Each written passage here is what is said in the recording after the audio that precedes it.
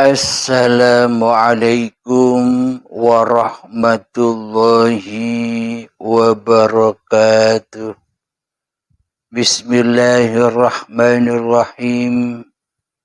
Ashhadu an la ilaha illallah wa ashhadu anna Muhammadur Rasulullah.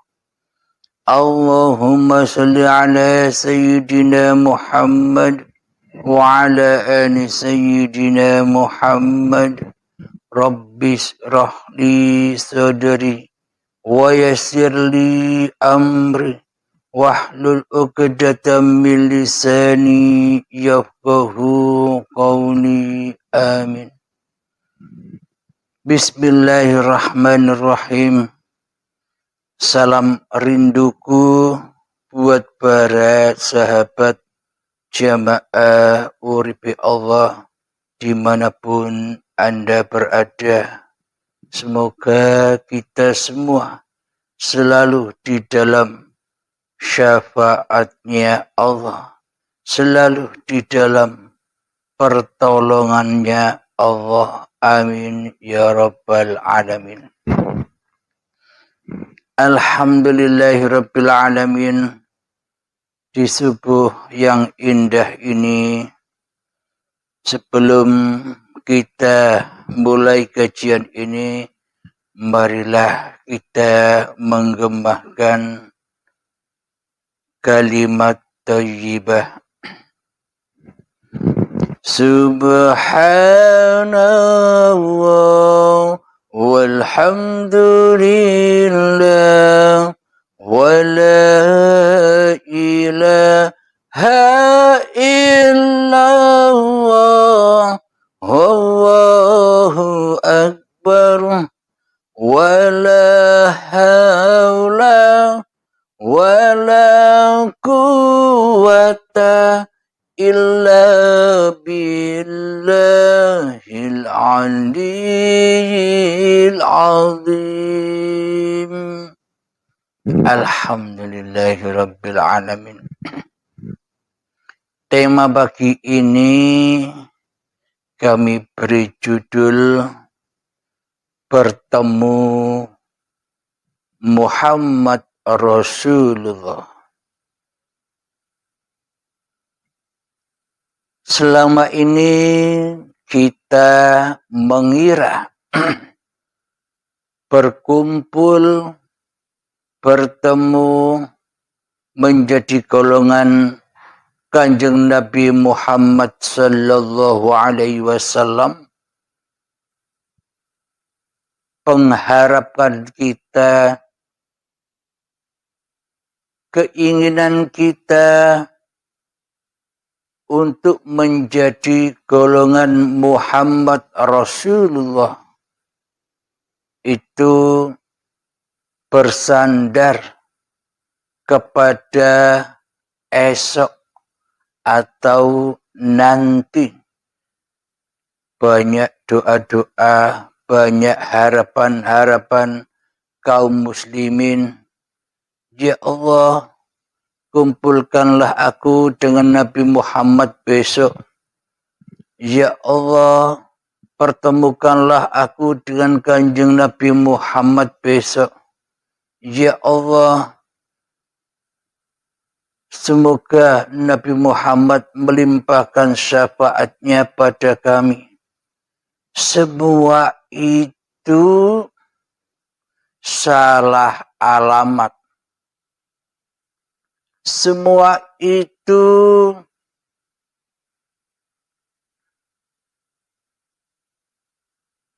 salah tujuan. Dan semua itu salah sangka. Salah memahami di dalam akidah dan beriman. Salah praktek di dalam kehidupan ini. Jadi maknanya bersolawat atau bertemu Nabi Muhammad Sallallahu Alaihi Wasallam itu bukan besok. Berkumpulnya bukan besok ketika menunggu ajal menjemput. Berkumpulnya, bertemunya kita dengan Kanjeng Nabi Muhammad Sallallahu Alaihi Wasallam itu mestinya saat ini. Bergegas-gegaslah bertemu dengan Kanjeng Nabi Muhammad. Maknanya bertemu dengan Rasulullah. Jadi ini babakan hati, bukan babakan syariatnya. Karena kita selama ini hanya beriman dan berakidah hanya kepada badan. Hanya kepada wayang.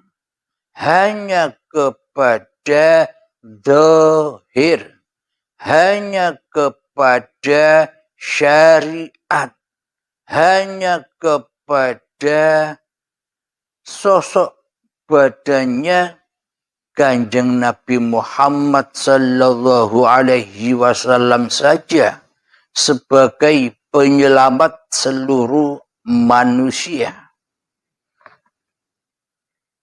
Jadi meskipun Kanjeng Nabi Muhammad itu penyelamat seluruh manusia, bagi kita yang tidak mau diselamatkan, maknanya bagi kita bila tidak mencontoh secara plek, secara persis, secara sinkron iman yang dimiliki oleh junjungan kita Nabi besar Muhammad Sallallahu Alaihi Wasallam, iman dan akidahnya kepada Allah bila tidak sama dengan imannya Kanjeng Nabi Muhammad, maka selamanya hanyalah angen-angen wae. Hanya bayang-bayang saja, berharap-harap yang kosong. Alhamdulillahirabbil alamin. Makna dari mendapatkan syafaat dari Kanjeng Nabi Muhammad itu yang bagaimana? Makna mendapatkan pertolongan dari Kanjeng Nabi Muhammad itu yang mana?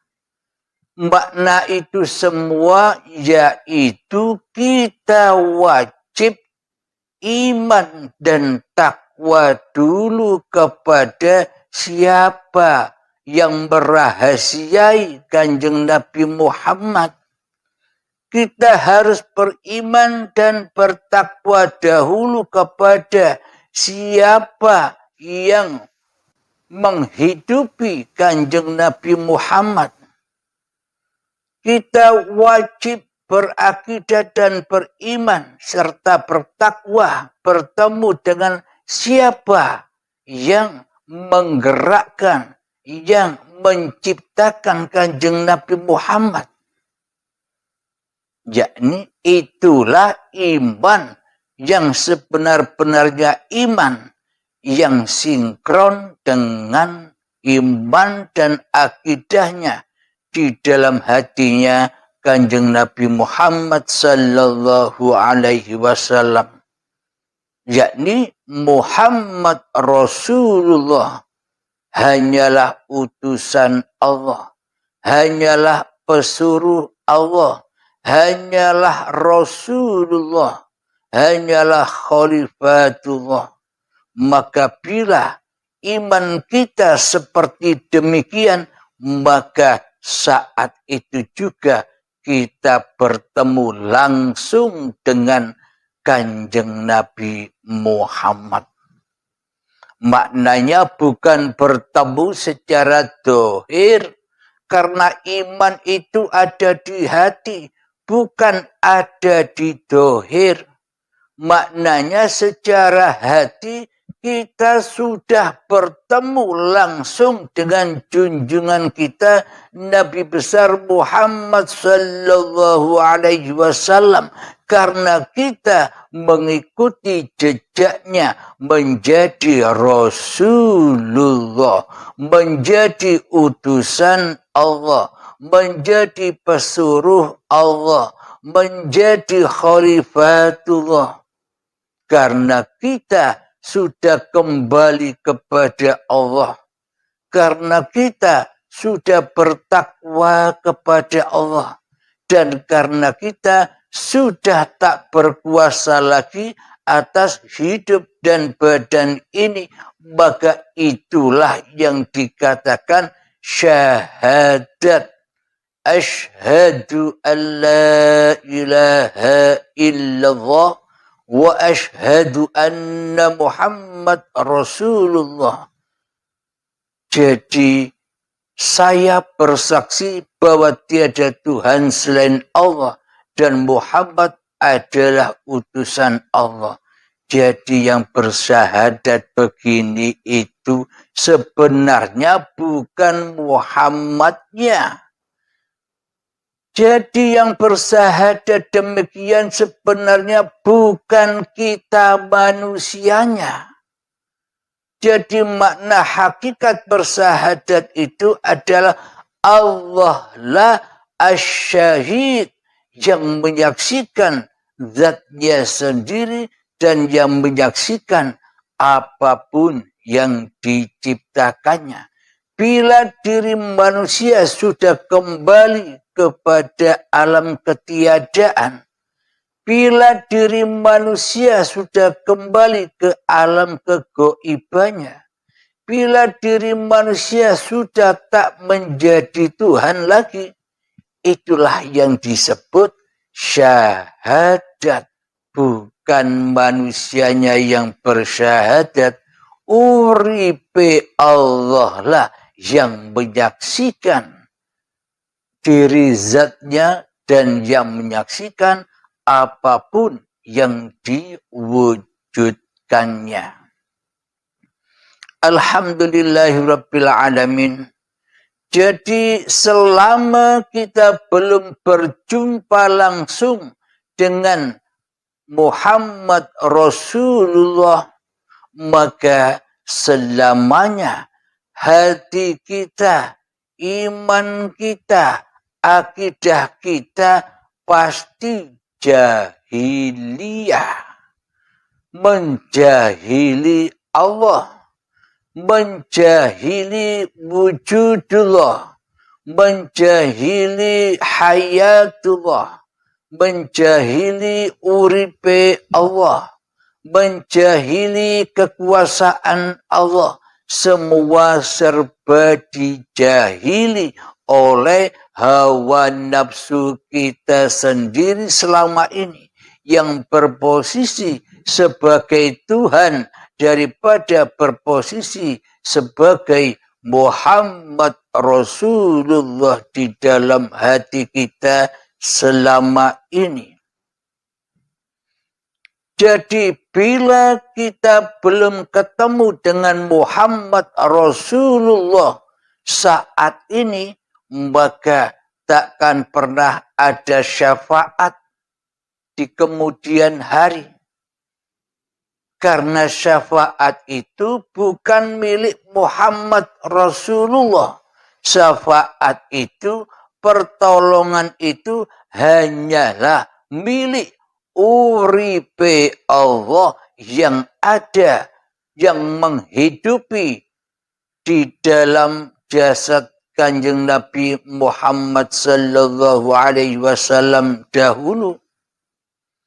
Maka bila kita ingin mendapatkan syafaat, ingin mendapatkan pertolongan Allah, ya pulanglah, rojiunkanlah hati kita kepada Allah. Kembalikan hidup, kembalikan urip, bahwa urip iki adalah uripe Allah. Itulah pertolongan Allah. jika kita tidak kembali kepada Allah, maka jangan harap mendapatkan syafaat, mendapatkan pertolongan dari Allah. Bukan jasad ini yang bisa menolong, tapi uripe Allah lah yang bisa menolong. Bukan Muhammad bin Abdullah yang bisa menolong, tapi uripe Allah yang ada pada Kanjeng Nabi Muhammad bin Abdullah itulah yang menolong. Jadi bila kita belum bertemu Muhammad Rasulullah, bukan Muhammad Rasulullah bin Abdullah yang di Mekah sana, Muhammad Rasulullah, kita menyadari bahwa diri kita ini hanyalah makhluk yang diciptakan. Kita menyadari bahwa diri kita ini hanyalah makhluk yang diperankan. Kita menyadari bahwa diri kita ini hanyalah makhluk yang diperjalankan. Inilah kesadaran yang seperti inilah bertemu langsung dengan Rasulullah. Apa yang berlaku pada diri Kanjeng Nabi Muhammad sallallahu alaihi wasallam saat Kanjeng Nabi Muhammad masih hidup. Inilah maksudnya mendapatkan syafaat dan pertolongan dari Allah bila hati kita sudah kembali roji'un kepada Allah. Kapan? Jangan nunggu nanti. Saat ini harus dilakukan. Harus diupayakan. Jika nunggu nanti, ya kadaluarsa. Alhamdulillahirabbil alamin. Jadi tanpa kita bertemu Muhammad Rasulullah, selamanya kita ini jahil kepada Allah. Kita jahil kepada Allah maknanya bagaimana? Kita merasa di dalam hati kita berposisi sebagai sang Khalik, sang pencipta daripada yang dicipta. Kita berposisi sebagai Tuhan daripada menjadi Rasulnya.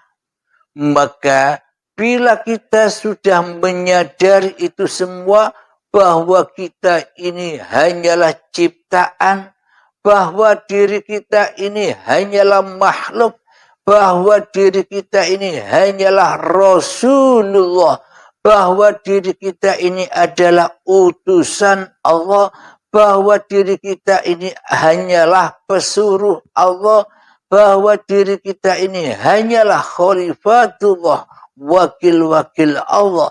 Maka itulah yang dimaksud berjumpa dengan Rasulullah. Berjumpa hatinya klop dengan isi hati baginda Rasulullah sallallahu alaihi wasallam. Itulah makna perjumpaan itu. Jadi bergegaslah menjumpai Rasulullah. Jadi bergegaslah kembali kepada Allah. Roji'unkan hati kepada Allah.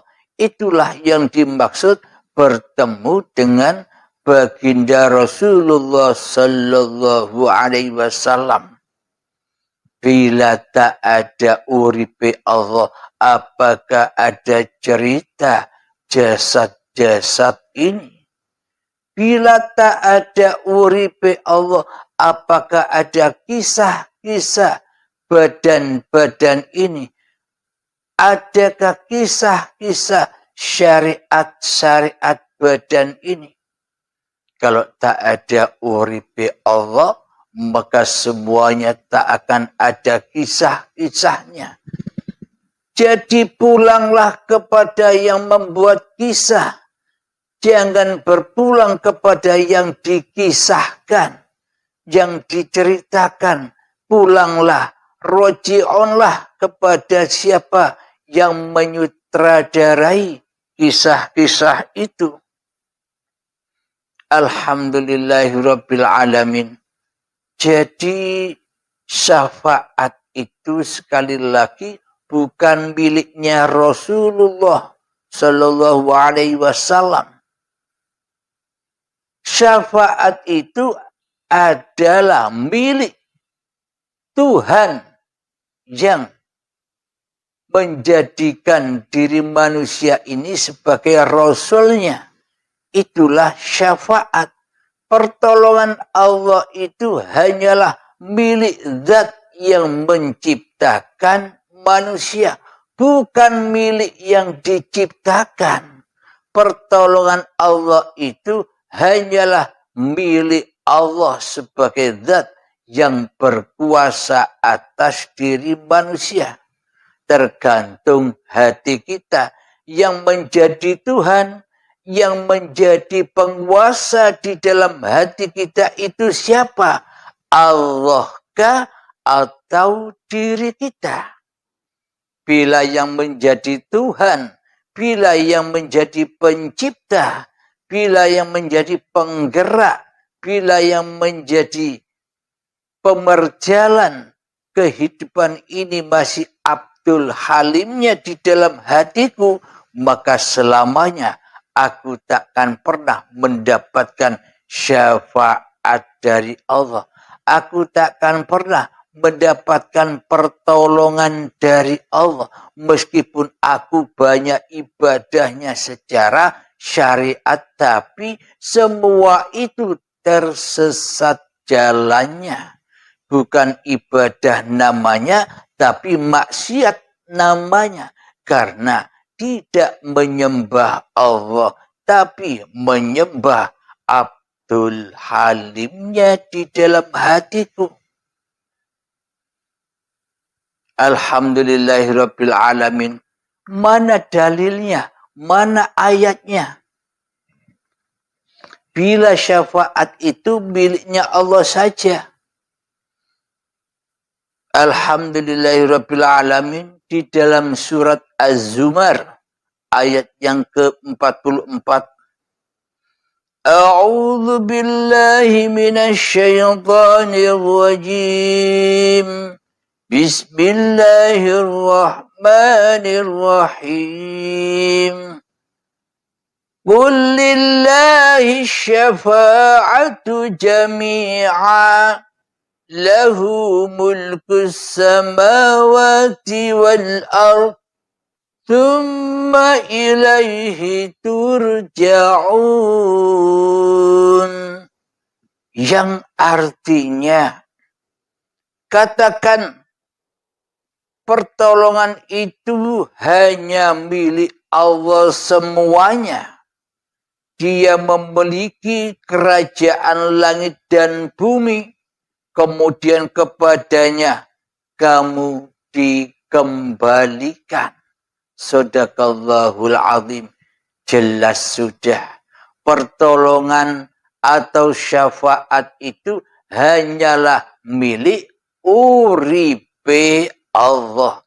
Bagi manusia yang belum kembali kepada uripe Allah, masih ngaku-ngaku bahwa urip iki uripe manungsane, maka selamanya takkan pernah mendapatkan syafaatullah dan mendapatkan pertolongan Allah. Kenapa kok tidak mendapatkan syafaat dan pertolongan dari Allah?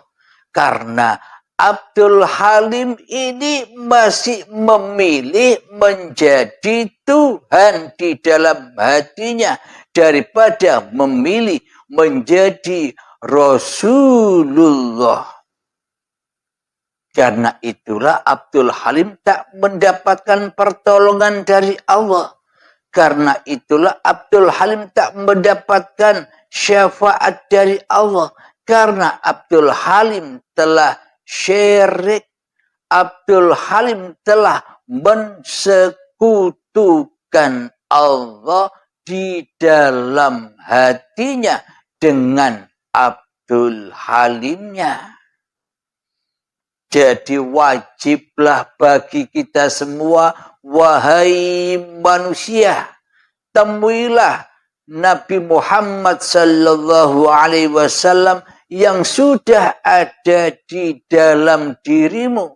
Nabi Muhammad yang sudah dicontohkan itu adalah contoh-contoh dirimu sendiri. Jadi bagaimana kita mengaplikasikan seperti contohnya. Ibarat Allah telah memberikan contoh kepada budi Rasulullah Sallallahu Alaihi Wasallam. Tinggal kita mempraktekkan apakah hati kita ini seperti Rasulullah ataukah seperti kafirin. Tinggal kita yang mermak, tinggal kita yang mengolah, tinggal kita ingin kembali rojiun kepada Allah atau rojiun kepada hawa nafsu kita sendiri. Inilah bukti bahwa kita wajib ketemu Rasulullah sekarang juga. Bila tidak, kita akan tergolong dengan kaum jahiliyah. Kita tergolong dengan Raja Fir'aun, Raja Namrud. Kita tergolong orang-orang yang sesat. Bila kita tidak bertemu Kanjeng Nabi Muhammad sallallahu alaihi wasallam saat ini, jangan kedahuluan ajal untuk bertemu Kanjeng Nabi Muhammad guna untuk meraih syafaat Allah, guna untuk meraih pertolongan Allah, yakni wajib manusianya kembali kepada Allah dulu, baru ada syafaat, baru ada pertolongan. Bila manusianya masih jadi Tuhan-Tuhan sendiri-sendiri di dalam hatinya, ya bukan pertolongan yang didapat, akan tetapi azab dan siksa yang pedihlah yang didapatkan. Kapan? Ya saat itu juga. Tidak menunggu besok-besokan. Besok-besokan itu palsu. Besok-besokan itu kepalsuan-kepalsuan. Hawa nafsu saja. Kita mengharap semua kejadian-kejadian alam-alam itu, alam kubur, siksa kubur, hari kiamat, hari akhirat, hari kebangkitan, hari timbangan, hari wajratul mustaqim, surga dan neraka itu bukan besok. Tapi saat ini sudah berlaku. Kita selama ini dibohongi oleh hawa nafsu kita sendiri. Hawa nafsu kita sendiri ini selalu membohongi, mengentengkan, merendahkan. Seolah-olah semua itu terjadinya nanti karena hawa nafsu, karena Abdul Halim masih cinta menjadi sang kholik di hatinya daripada cinta menjadi Muhammad Rasulullah. Karena hawa nafsu masih berkeinginan terus-menerus menjadi Tuhan di dalamnya daripada kembali kepada Tuhannya, maka ia dibohongi terus. Besok alam-alam itu besok setelah mati. Alam kematian ya setelah matinya badan. Siksa kubur ya setelah matinya badan. Hari kiamat ya setelah matinya badan. Hari kebangkitan ya setelah matinya badan. Hari akhirat ya setelah matinya badan. Wassiratal mustaqim, ya setelah matinya badan. Hari hisab, ya setelah matinya badan. Neraka dan surga, ya setelah matinya badan. Bertemu Allah, ya setelah matinya badan. Seolah-olah semua kejadian itu besok adanya ketika badannya sudah mati. Itulah tanda-tanda iblis, setan, serta hawa nafsu akan menyesatkan kematian kita, akan menyesatkan perjalanan kita, agar kita tidak sempat bertaubat, agar kita tidak sempat roji'un kepada Allah saat kita hidup ini. Karena didoktrin di dalam hati kita semua kejadian itu adalah besok. Itu kan kata hawa nafsu. Itu kan kata manusianya. Bukan kata Allah. Tapi kata Allah, semua itu sudah terjadi saat ini. Contoh, nerakanya Allah berbahan bakar badan-badan manusia dan hati yang keras melebihi kerasnya batu. Itulah nerakanya Allah. Bukan neraka jahanamnya manusia yang dikira besok adanya. Bukan nerakanya hawa nafsu yang dihembus-hembuskan hawa nafsu yang adanya besok. Jadi neraka jahanamnya Allah itu sudah ada sekarang.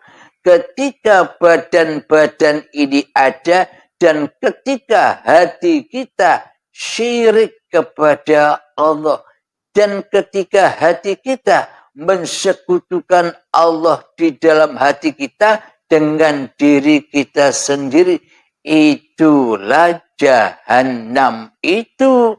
Itulah siksa itu, bukan besok. Semua sudah berlaku saat ini. Tinggal tergantung kita posisinya ada di mana. Semua tergantung imannya kepada Allah. Semuanya tergantung kembalinya hati kepada Allah. Bila hati kembali kepada manusianya, bila hati kembali kepada Abdul Halimnya yang berkuasa atas hidup dan badan ini, ya selamanya Abdul Halim ada di dalam neraka jahanamnya Allah, yang mana hatinya selalu mensekutukan Allah, yang mana hatinya Abdul Halim selalu tidak menjadi Rasulnya Allah. Hatinya Abdul Halim tidak menjadi utusan Allah. Hatinya Abdul Halim tidak menjadi pesuruh Allah. Hatinya Abdul Halim tidak menjadi wakil-wakil Allah. Akan tetapi praktek hati Abdul Halim selama ini hanyalah dirasuli oleh hawa nafsu Abdul Halim sendiri. Hanyalah diutus oleh hawa nafsu Abdul Halim sendiri. Hanyalah disuruh apapun tindak lakunya disuruh oleh Abdul Halimnya daripada disuruh Allah. Inilah jahanam itu. Inilah kesesatan itu. Jadi bukan besok. Tapi semua berlaku sekarang ini. Bila di dunia ini kita buta mata hatinya, apalagi di akhirat, maka semakin butalah mata hati kita. Maknanya bagaimana? Bila di dunia ini saja kita hanya menyembah, mengabdi, menjadi rasulnya hawa nafsu kita sendiri, maka hati kita pun akan kembali kepada Abdul Halimnya daripada kembali kepada Allah. Itulah butanya dunia dan akhiratnya, butanya badan dan hidup yang diaku-akui oleh Abdul Halimnya. Man kana fi hadhihi a'ma wa huwa fil akhirati a'ma wa adallu sabila, dan tersesatlah apa yang dijalaninya.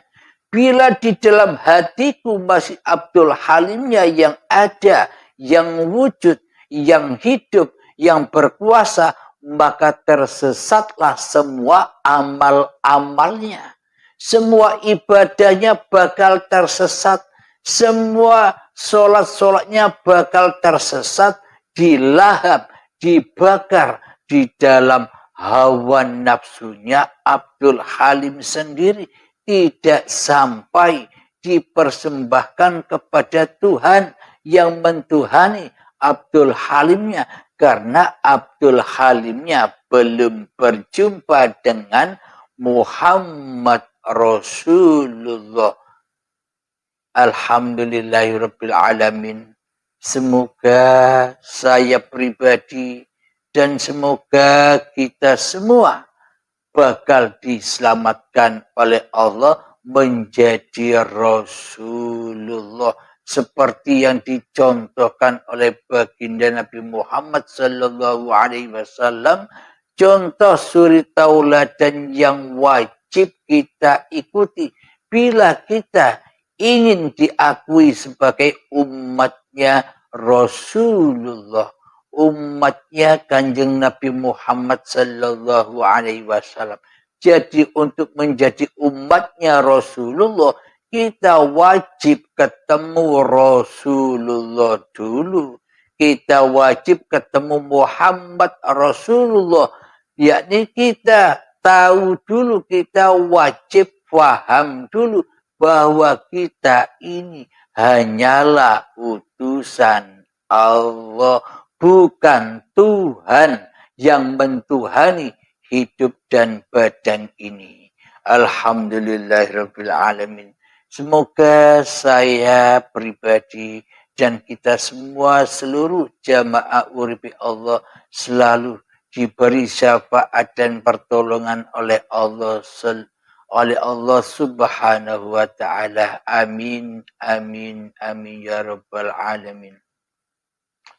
Allahumma salli ala sayyidina Muhammad wa ashghil zalimin bil zalimin. Allahumma salli ala sayyidina Muhammad wa ashghil zalimin bil zalimin wa akhrijna min bainihim salimin wa ala alihi wa sahbihi ajma'in. Alhamdulillahi rabbil alamin. Rabbana atina fid dunya hasanah wa fil akhirati hasanah wa qina adzabannar. Wa sallallahu ala sayyidina Muhammad wa ala alihi wa sahbihi wa sallam. Walhamdulillahi rabbil alamin. Akhirul kalam. Assalamualaikum warahmatullahi wabarakatuh.